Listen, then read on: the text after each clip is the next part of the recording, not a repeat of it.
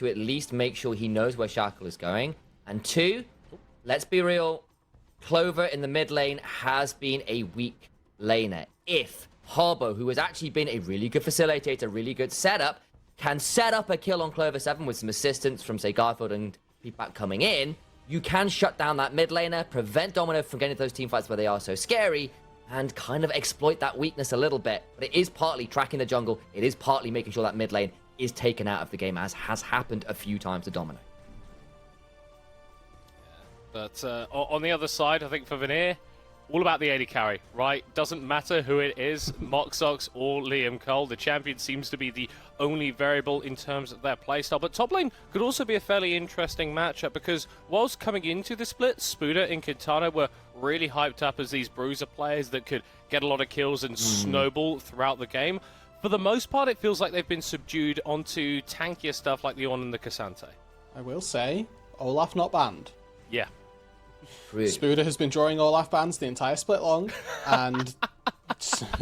Right, so a little bit of context for the window. Hover, Kitano and Spuda did play against each other in the window dodgeball. I don't know if that's gone out on social, so I'm not going to reveal the result on that. But is that the other semi-final?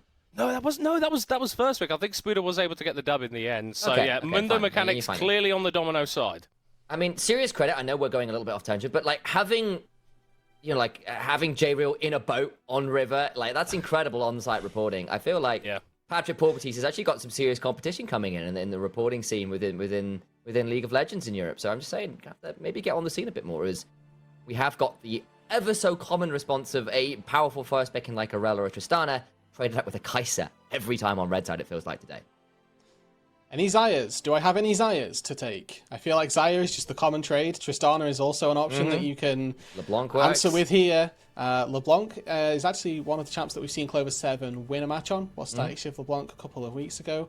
And, you know, it's a difficult lane, I'm going to say, versus that Syndra. Scatter the Weak is a direct counter to Distortion because you get interrupted, all of the damage is gone.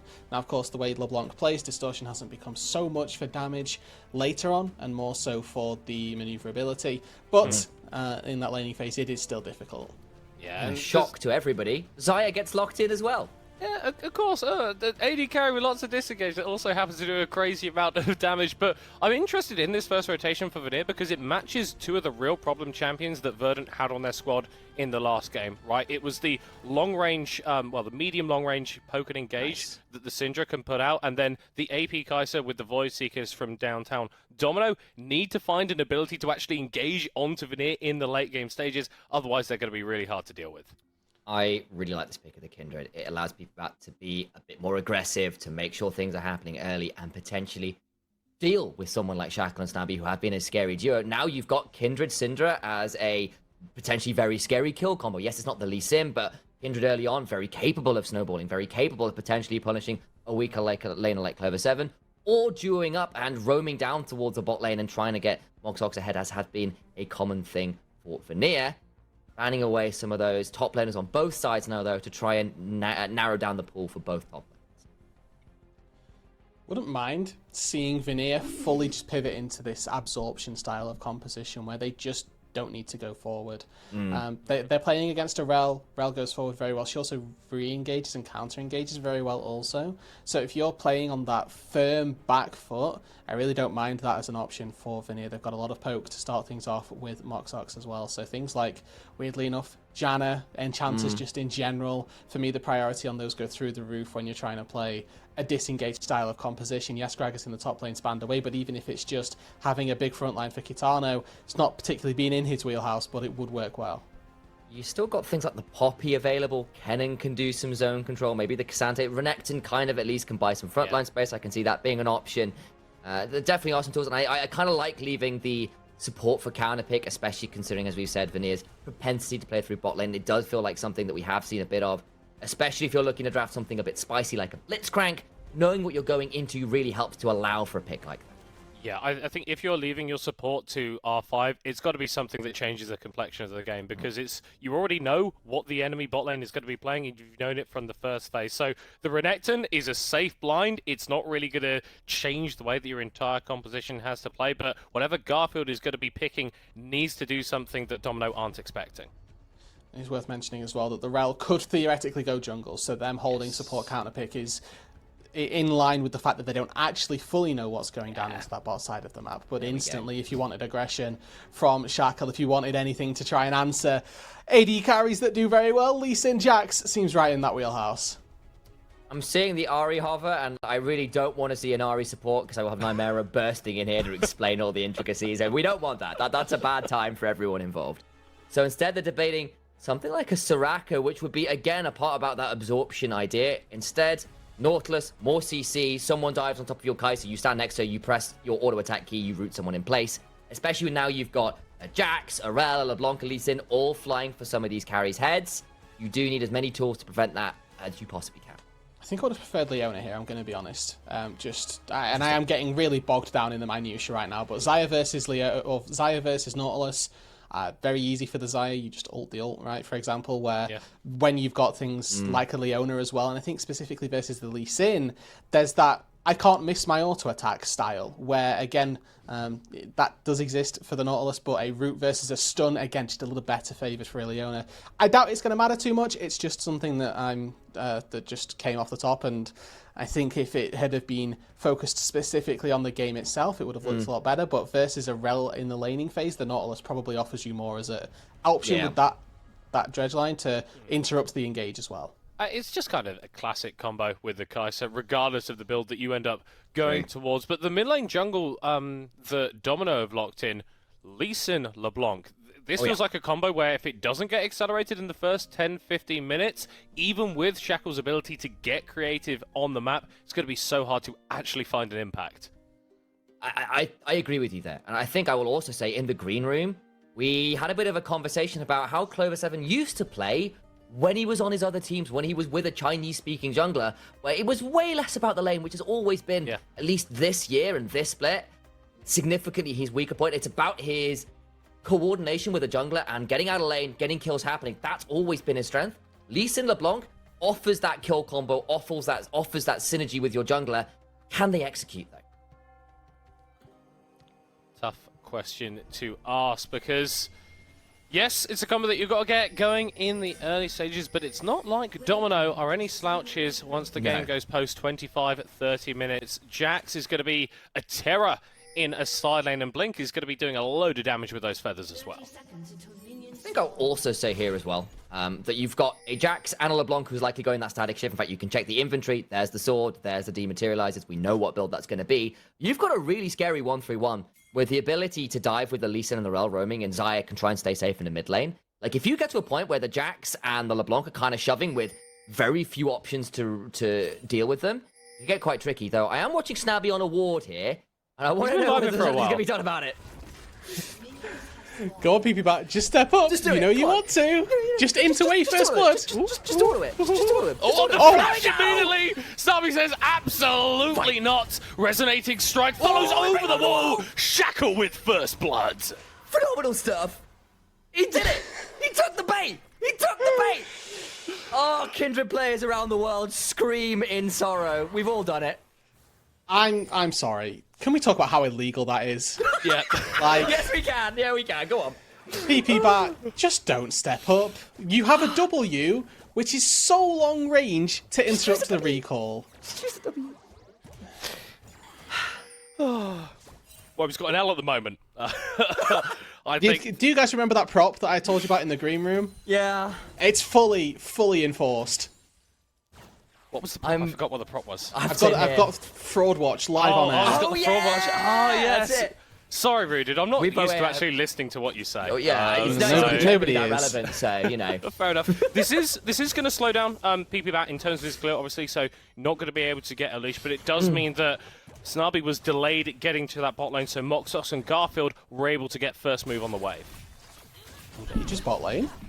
I'll look into that one. Snabby taken lower than he might like, but not too much more to be found. And all the while, Kindred no flash, giving first blood over to Lee Sin in the matchup that's already a little bit tricky for the Kindred. It turns out being an AD carry versus the Lee Sin can sometimes be a challenge, and the ability to kick Kindred out of the ultimate does suck. Slightly unfortunate start, shall we say, for Vanir.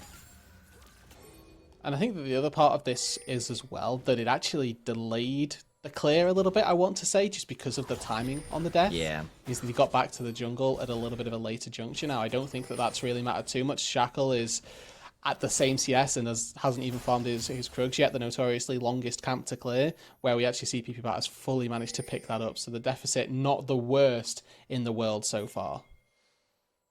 We'll just note. Go on, Middlecott, what you got? Deficit you still gave over. Yeah. Right. Yeah, We need to make sure we're talking about that. Yeah, Maybe a gank in the mid lane. Harbo flashes away. Shackle ward hops forward, gets the kill, and we're talking about this Lee Sin needing to get active in the early game. He's done exactly that. Oh, he's just not living up to his namesake. There are no shackles on this man. He's unhinged. He's unchained. 2-0. Yeah, and Garfield's looking like he hates Wednesdays at the moment. Stun onto Kitana in the top lane. Spooder already bullying around the Renekton, and this matchup doesn't get better for you. Oh, they're going to try and invade. Oh, hang on. Go on, Shackle. Face check. I dare you. Look, there's a Nautilus here. He's so lonely. No, it's not going to happen. Okay. We tried. Amazed that Moxox is just able to, stay at least in experience range. Would have really liked to see a full extension into the lane there. I mean, Clover's used all of his buttons. Unfortunately, you're playing Longsword LeBlanc. The majority of your damage through these early stages is going to come from those auto attacks. And Harbo, I'm more than happy to trade back, already having gone down once in this laning phase, but still finding advantages in the trades at the very least. Let's peek back. You ready? I'm going to look for this one. Oh, no, that's a lot of damage back. Blink's in trouble.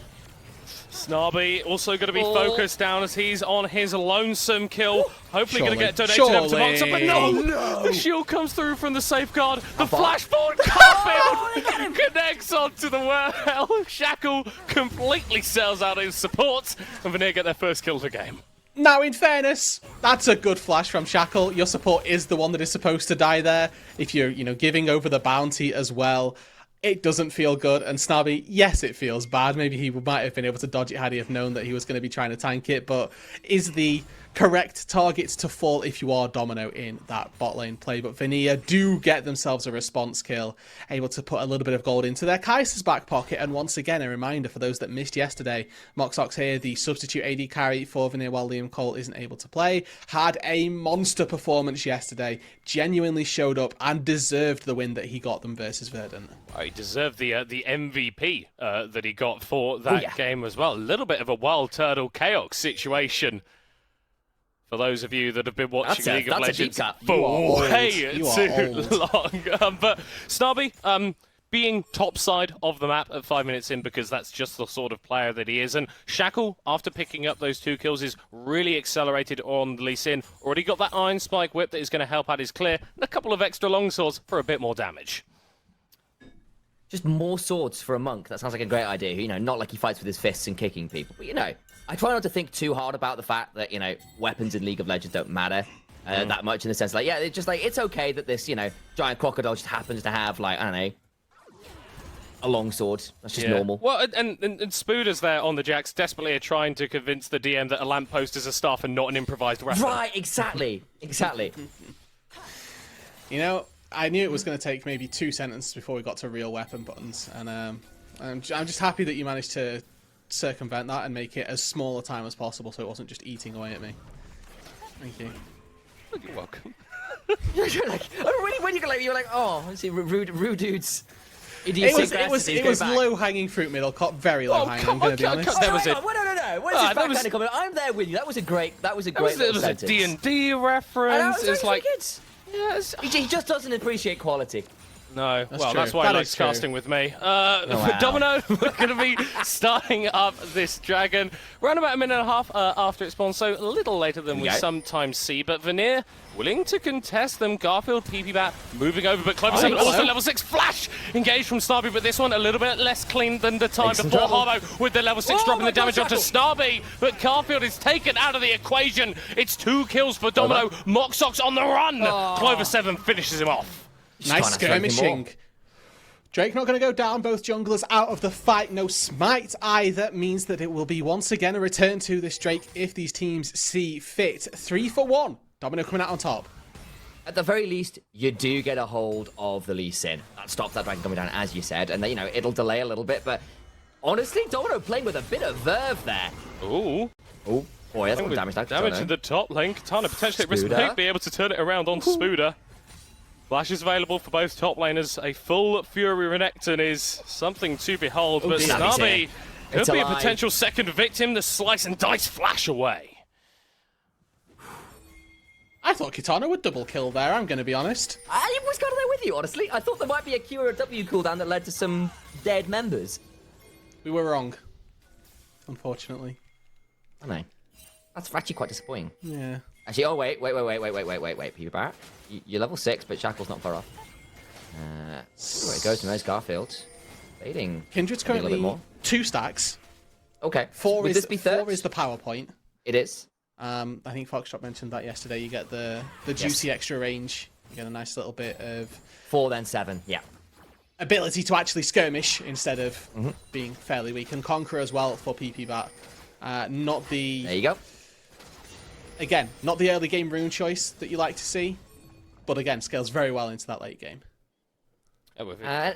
Sorry, but I thought you were about to say something interesting. I was about to say anything, but I forgot to press the button to say that we're about to say something. So that's fine. kind of on me. But Domino activated on what they needed to do, right?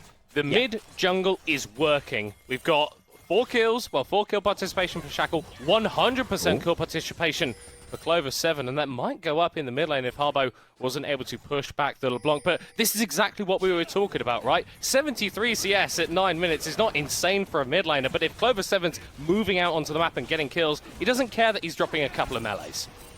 And this is a guy as well, when we were looking at his stats, he was like, what was it, lowest kill participation on average for mid laners? This game, he's got involved with every single mid lane. He's just in the league in general. It wasn't just mid laners. He just had the lowest kill participation, bar none. This game, he's involved with everything. This game, he's got the static shift early. Like, exactly what you need to see when you're drafting the Lee Sin LeBlanc. Both of them have done a really good job in this early game. That's against a run of play, and it's a refreshing look for Domino's mid lane. And you're doing it against a team that you really need to be doing it. Reminder, both these teams tied at 4 and 7.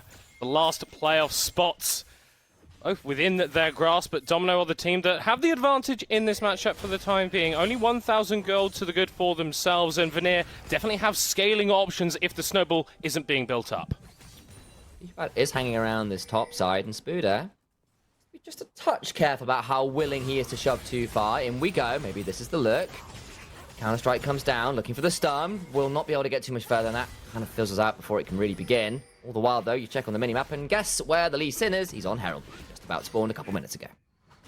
And top laners, obviously we're seeing actually Kitano base now, but having that nice little willingness to scrap means that whoever's coming out on the favourable end of those trades is going to be the one who has first move up to this top side. And worth mentioning as well that we actually saw Snobby up here much, much earlier than Garfield, giving that support priority to Domino and the numbers advantage to them as they move in to take the Drake. Now, static shift finished for Moxox down on that bot side of the map means that he's going to be more than capable of holding 1 versus 2, because there's going to be that timer. Snabby's done a very good job at making himself present on the top side of the map for that Herald take, and now can look for a play on this bot side. If you time that well with a Clover 7 roam, diving on that bot side was a possibility. It looks like they're looking to stop something happening on this top side instead, though.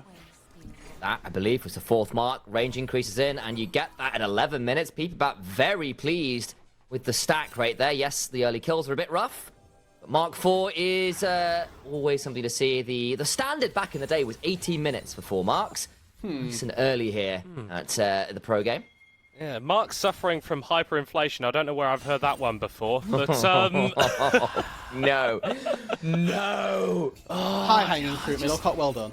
Thank you very much. I paid attention in Year 9 history. That's what I'm going to say to that fact. But PP Bat, I like that we are highlighting, because we said before this game he does need to put up a bit of a stronger performance. And while Shackle has been here, there, and everywhere, the Kindred has kept up. And the fact that she's on this Trinity Force, matching the Gorge anchor from Shackle, is a good sign for Vanir. I do want to zoom out a little bit, if I get the chance to. Top laners. Stop. Naughty. I'm trying to talk about the game. Now, remember, we highlighted that Vanir had an opportunity to play more absorption-focused in their composition. That hasn't particularly changed. And looking at how easily the engages come through for Domino, and once again, it's fairly reliant on Shackle, on Snabby, these 2 core pieces from the Domino roster, to see if they can sort of fully fledge out how those engagements work. But I also want to attribute a very high amount of side lane control to Domino. Their 1-3-1 capability as the game gets later and later, also extremely high. Clover should be able to poke out Harbo without Harbo particularly being able to answer. And Spuda in this Jax Renekton matchup does just get better and better for the Jacks as the game goes later and later. Still, the game as it stands, even enough, even if Domino are the ones with a nominal lead of about 900 gold, and that's something they can at least work with, as they will likely come and drop this Herald and try and get significantly more of an advantage here, as the number of plates likely going to the grateful arms of Blink. Yeah, he's sort of been a little bit bored this game. We've had Spooder constantly beating down on Kitano in the top lane, and Clover7 getting a load of kills. Blink and you're missing, but he's not going to miss that gold at all. Garfield could be in danger. In comes the ult, and they do indeed say hello. It's a lot of damage into the dredge line, and of course that depth charge snappy goes down to PB Bat. How much further can they chase? They got Harbour on the other side. He's got a flash, he's got a scout of the week, and a prayer, and instead the dredge line has to be ward hopped away from. But a nice quick kill, and of course Dragon spawning in about a minute, and Vanir will be the ones who'll be able to control vision and set themselves up for it. Once again, play on the other side of the map is actually just going to be in the mid lane. We saw Harbo move down to this bot side. It gives a plate over to Clover7. Shackle spotted out PP Bat the same, but again, support prio in favour of Vanir. Not to say that Shackle won't fancy this one. Oh, this is going to be a kick out, surely! PP Bat gets the ult down, it's in such a tricky position, gets over the wall! Just about alive. Oh my days, Blink! Oh, he's going on an absolute madness into the backline. Aggressive. Oh, but now he's on his own. Oh, it's so low. It's going to go. He got the jungle, but what about the trade back? The Feather's so much damage. They're going to hop on the other side. Oh, Vanir's trying to play it out, but they can't do it. It's kills going over to Domino. Garfield escaping on the bottom side. Clover7, just a couple more hits. That one goes to Shackle. Executed with the Sonic Wave. Domino find the fight in their jungle, and Vanir massively overstep. That was something. I honestly thought after Blink flashed into the wall there, over the wall into the Dragon Pit, it was going to get really messy. But Domino just play with the style we've seen a little bit of this game. They are playing really, really confidently. That's another early game that they needed to accelerate, like the one against Natives yesterday. That time they weren't able to do it. This time they are doing it emphatically. And now, as we get later, Structure's going to start falling on the sideline. And it makes harder and harder for Vanir to contest around those objectives. I do want to look quickly, right? We've been hyping up PP Bat and his stack checks. Unfortunately, Harbo stacks, they're doing the complete opposite. Has just hit 60. Yeah. Has had 2 points in Q and 0-2-0 on the Syndra. Not particularly having that impact. That fight that we just saw around the Dragon, he didn't have this finished Ludens, was just sat on components. So it had been a really weak point in the Syndra's team fighting stage. A lot of damage going into the Jax. He's in trouble. Yeah, Spooder puts up the helicopter. It's going to get chased down. Flash invested from Kitano. PP Bats with his third kill of the game. I was about to say that, compare that Syndra to how the last game was going, and you can sort of see it's all falling apart. And then Vanir do make a decent play on the other side of the map, but it's coming at a cost. You've traded your Jax for the Dragon, that's number 2, and a tower, in mid lane. Pretty good, but how far is this Nautilus willing to go? So Infernal Rift this time out, and 2 Drakes already in for Domino. Again, we saw the power of a soul last game. It definitely helped out. Unfortunately, it wasn't enough to seal the deal. But if there's 2 Infernal Drakes in the back pocket for Domino, then obviously going to be quite nice for them in that later stage, as 2 turrets actually fall for Domino, one of them being very high priority with the amount of gold that falls in that second tier turret. I will at least say that because Jax didn't have the teleport, the extended trade for Vanir is they do get that top lane turret as well, but it's still a trade down. It's still a step up for Domino, and it does feel like Domino are largely the ones making the better proactive plays and punishing a little bit more cleanly. The Lee Sin, the LeBlanc are in just way more plays than their opposite numbers. Yeah, we need to be aware of Moxox, though, on this Kai'Sa. Had that static shiv a little while ago and is rapidly approaching the Nash's tooth. The poke that can come out from this pick is absolutely unreal. And whilst Domino have got tools to close the distance, if you're not able to find reliable damage after closing the distance, then Vanir are always going to have the range advantage on your comp. We got to see as well around the fight around that Dragon a little bit earlier on, the power which this Lee Sin provides in terms of kicking somebody out of that Kindred ultimate now. If somebody sticks around a little too long in there, or if PP Bat isn't quite on top of how he needs to position himself relative to the Lee Sin, may end up costing them quite dearly. Herald secured though for Domino, and I think that given the state of the game, the state of the map, it seems appropriate that Vanir concede this. But it looks like we're seeing PP Bat opt into this bot side, secure himself another mark, puts him at 6, not quite 7. Marks. But Just to be 1 mark off it. it's a good little stack for the Kindred to be getting. Absolutely is. And again, that second range increase is 7, and then Kindred becomes significantly harder to deal with how much the range is, as Spuda under tower being attacked again. Vanir just trying to attack this Jax over and over. Depth charge comes on down. You can see the crown above him. In goes Moxox, and I think it's a dead Jax middle court. Yeah, that stopwatch buys no time at all, and Vanir going to be able to take him out. But meanwhile, Domino actually making a play on the top side of the Rift, able to take that tier 2, and are going to get a shove onto the inhib tower. Going to get a charge onto the inhibitor tower as well here. Katana not able to stop that. Very low HP bars on that inhibitor turret, and Clover 7 with the maneuverability of a LeBlanc feels more than emboldened to step up a little bit. So again, you know, it's 1 kill on the bot side of the map, but we look at the amount of kills that came through on the flip side. PPBat must have marked Spuda when he went for that kill, so he did. There you go. More attack speed, more attack range, just, again, every single time, going up and up. Huge spike there indeed. And of course, the problem is, yes, you got the mark from the Kindred, and that is great. Genuinely phenomenal thing. Unfortunately, once again, you trade the Jax for a lot of pressure on the other side of the map. Domino are unwilling to give anything cleanly.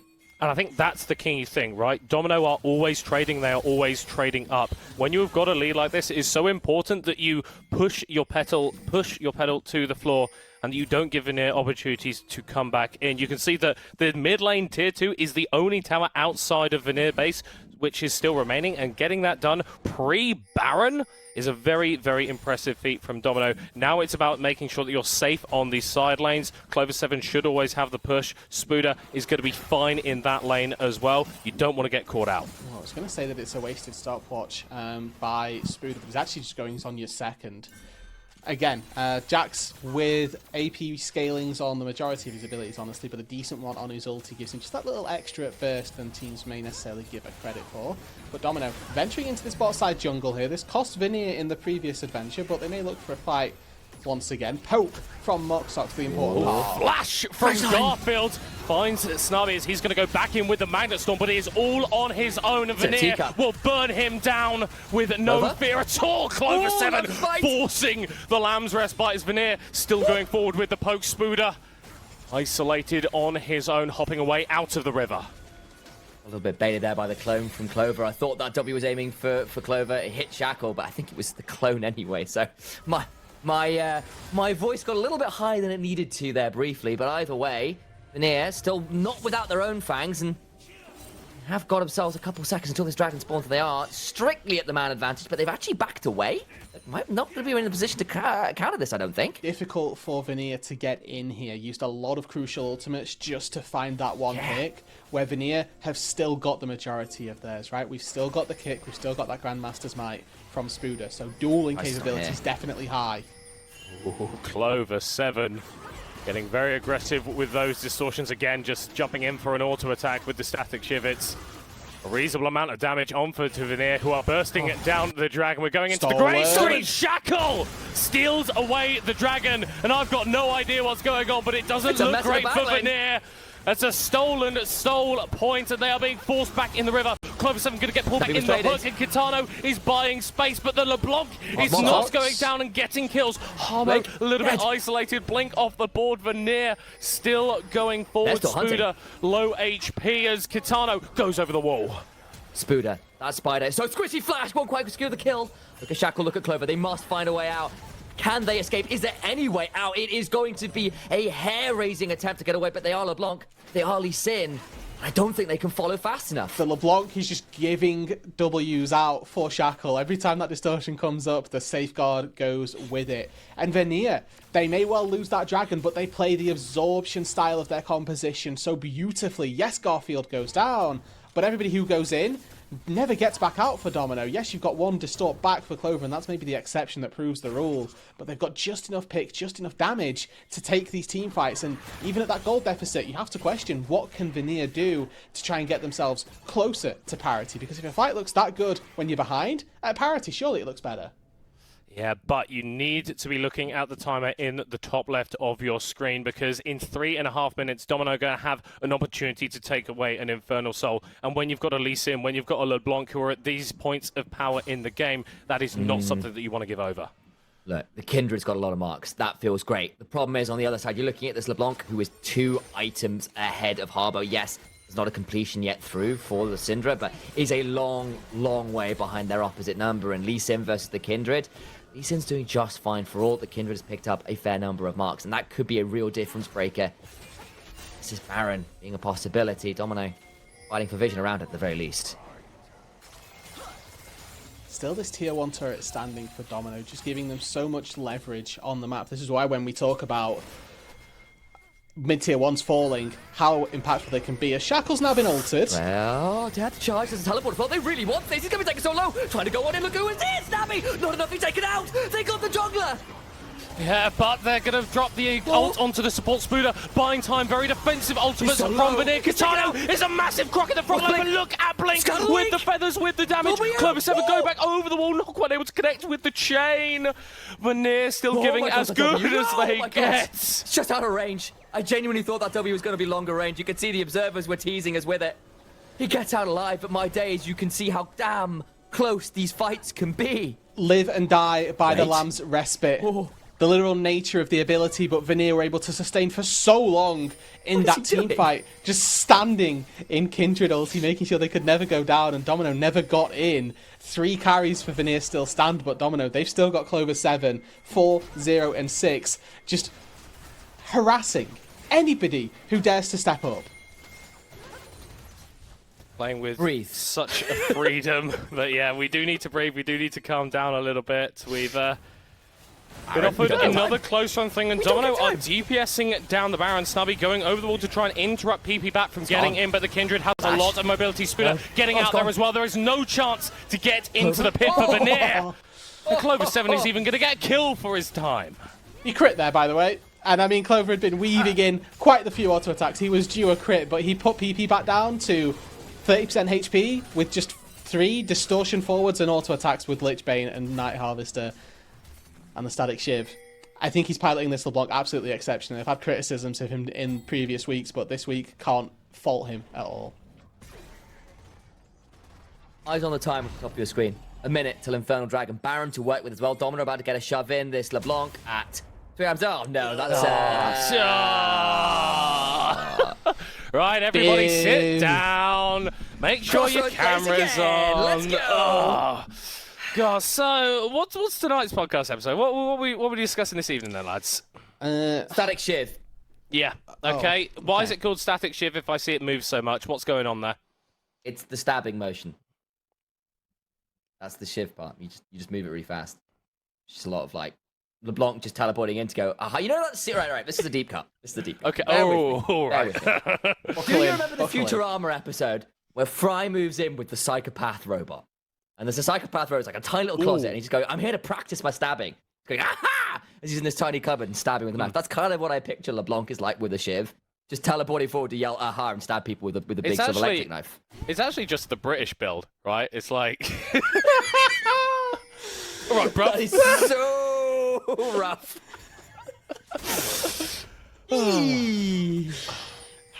Yeah, I think that's a swift pivot. That's a good joke. A swift pivot afterwards, though. All right, there we go. Straight out the east end and into the rift instead. Okay, nine stacks for Kindred. That's a big mark for the Kindred. It's scary. 94 stacks for Syndra. They're both still scaling really well. Yes, the gold is rough, but they are still getting to a point where they're not without their own teeth, right? When we hit 100 stacks for Harbo, again, 100 splinters is the execute threshold. Domino, they want Kitano. Is this actually a kill? Is there a way that you can get a kill here? Sonic comes everyone Wave. else. Oh, Going down, but closer, we're going to get caught by the dredge line! Oh, he's solo Shackle has to flash. They get away with it. My days, I thought Clover was dead to rights. That went through him! I'm there with you. Living on borrowed time, employing some tricks that are maybe not suitable for the Rift, but Clover 7 still going forward every single opportunity. Go for the wall! He's a horse, not the back, it's not blank, he's trying to throw it down, he's back, but they've lost! The Rel on the other side, Look at Clover Spooder. doing a lot of work, Kitano goes down as well, they've got two. How much further they want to go? Oh, these fights are being played on This an is Soul. absolute Soul. knife's edge. This is Soul. If Vanir give it up, they can't do this, but they've got the option. no. Harbo's going to thwart the escape at Clover 7. W flies again, doesn't do that much. I'm just saying, if Harbo had a few more stacks, had a slightly more aggressive game, a slightly better game, that was a dead LeBlanc.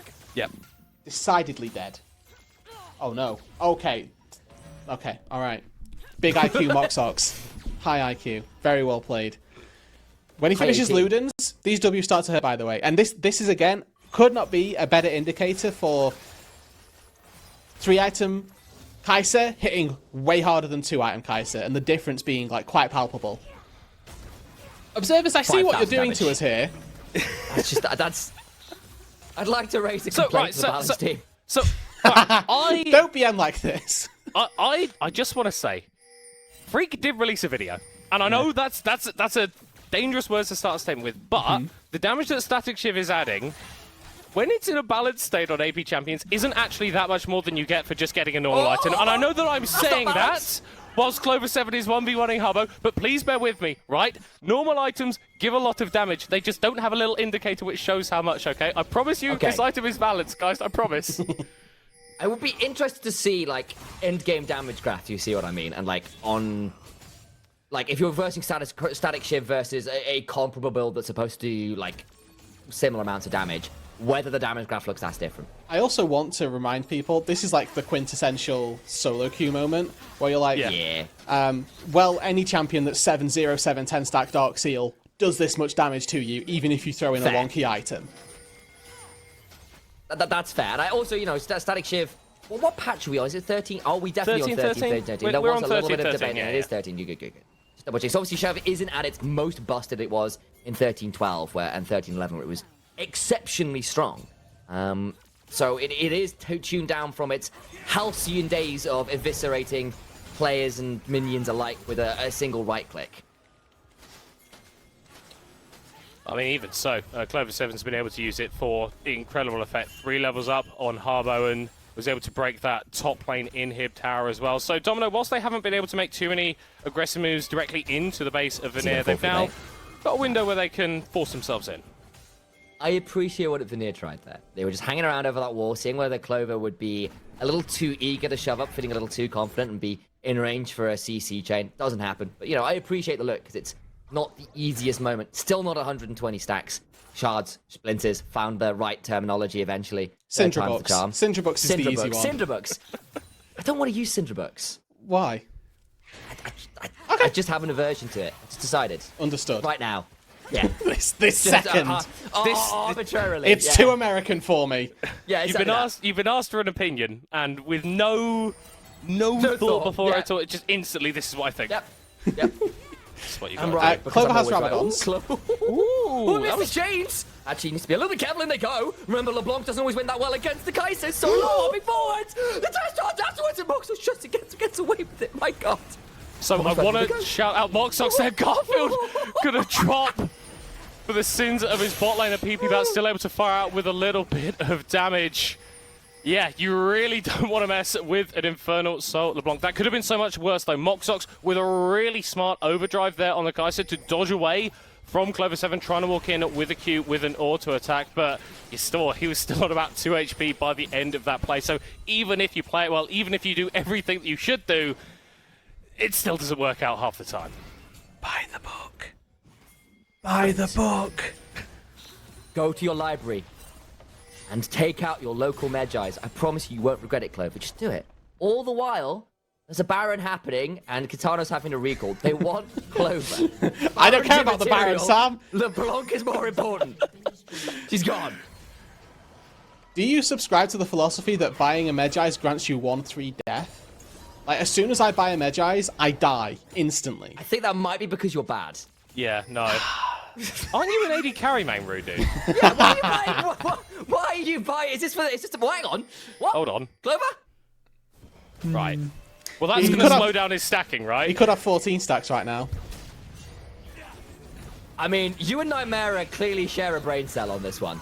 Medjais is so strong, man. It's so strong. Like, yeah. It's so good. Especially on LeBlanc. Like, you don't die ever on this champion if you play it well. Clover has been playing it well, hasn't died. Thoughts?